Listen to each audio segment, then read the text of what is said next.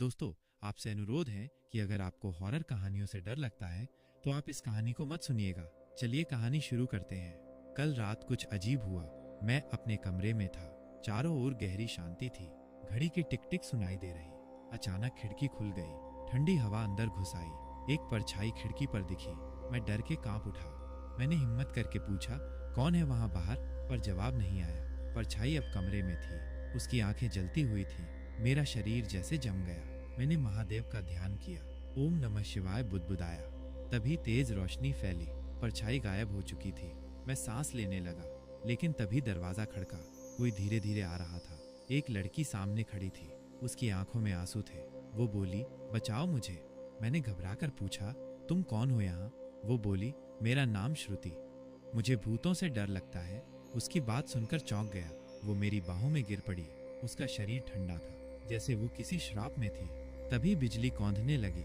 महादेव की मूर्ति चमक उठी।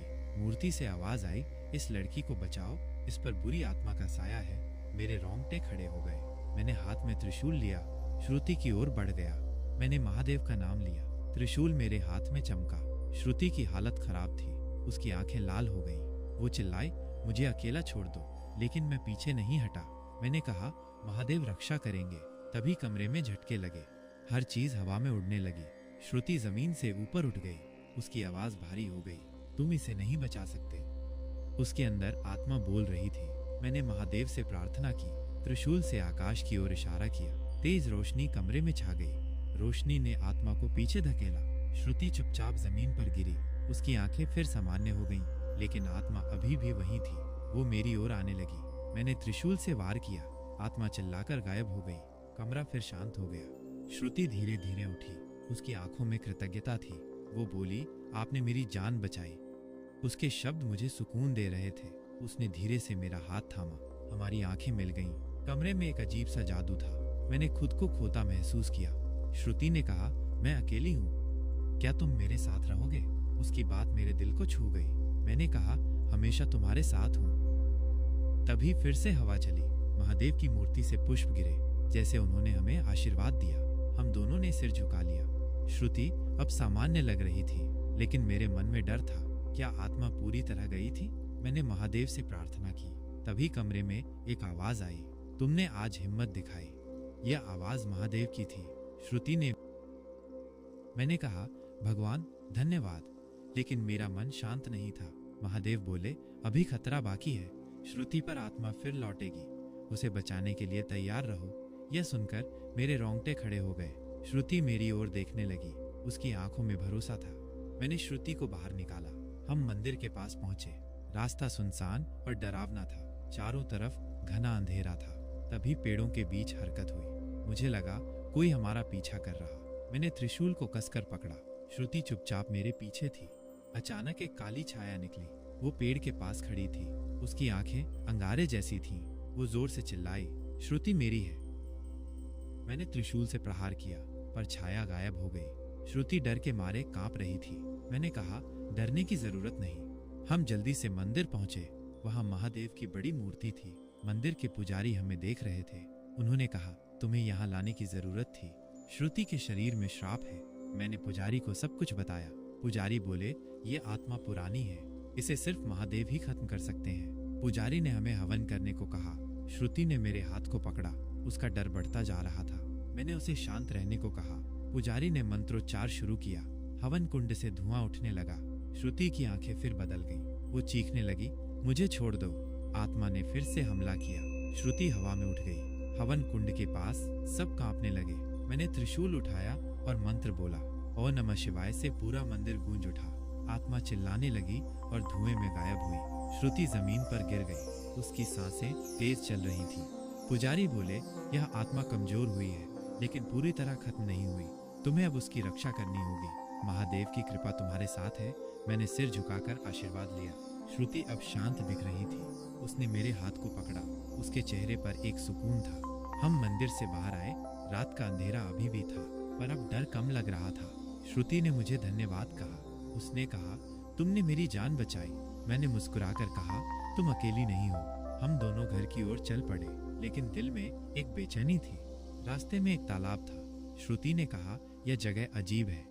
मैंने देखा पानी में हलचल थी। तभी एक परछाई पानी से निकली। वो फिर से वही आत्मा थी। इस बार वो और ताकतवर थी। मैंने त्रिशूल उठाया और महादेव का नाम लिया। श्रुति पीछे हट गई। आत्मा जोर से चिल्लाई, तुम मुझे बार बार नहीं हरा सकते। उसकी आवाज गूंजने लगी। तालाब का पानी उबलने लगा। मैंने त्रिशूल से पानी की ओर इशारा किया। महादेव का नाम लेकर वार किया। तेज रोशनी पूरे तालाब में छा गई। आत्मा फिर गायब हो गई। श्रुति ने कहा, ये क्या था? मैंने कहा, महादेव की शक्ति थी। वो हमेशा हमारी रक्षा करेंगे। श्रुति ने मेरी ओर देखा। उसकी आंखों में फिर से आंसू थे, लेकिन इस बार वो आभार के थे। मैंने उसका हाथ थामा। हमने मंदिर की ओर वापसी की। पुजारी ने हमें वापस देखकर कहा, आत्मा फिर हमला कर सकती है। तुम्हें अगले चंद्र ग्रहण तक सतर्क रहना होगा। यह सुनकर श्रुति डर गई। मैंने उसे आश्वासन दिया, मैं हमेशा तुम्हारे साथ हूँ। महादेव हमें छोड़ेंगे नहीं। उसने सिर झुका लिया।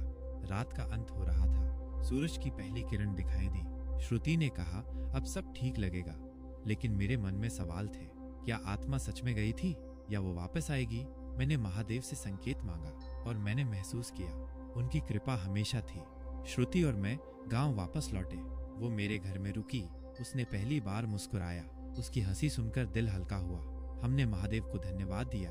उस दिन हमारे बीच कुछ बदला। हम दोनों के बीच एक रिश्ता बना जिसे शब्दों में कहना मुश्किल था। श्रुति ने मेरे घर को सजाया।